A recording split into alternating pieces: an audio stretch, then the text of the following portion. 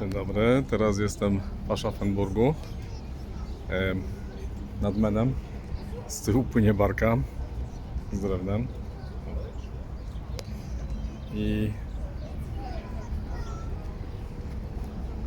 jest naprawdę super atmosfera. Ciepło chyba ze 14 stopni.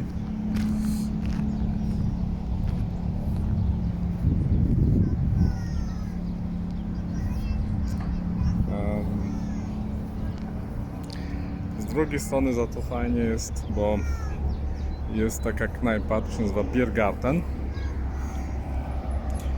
Popatrzcie Państwo, jak tam wszyscy z tymi rowerami stoją.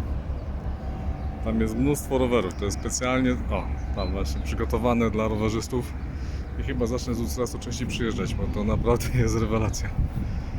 Zaraz zobaczymy, jak to się jeszcze Państwo nazywa.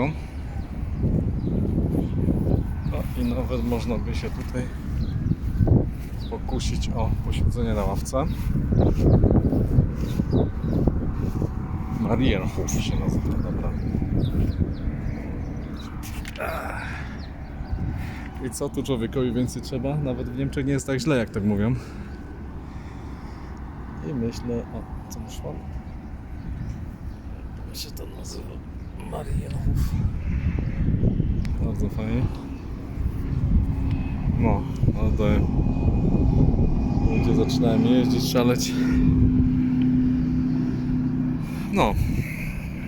To życzę miłego popołudnia. Ja na pewno teraz sobie szczelę jakieś fajne piwko. Tak jak na Ślązoka wypadałoby. No i pozdrawiam Janusza Wilczka i Andrzeja Wilczka, bo to jest, tutaj są ich tereny. Pozdrawiam Was z Panem Bogiem, cześć.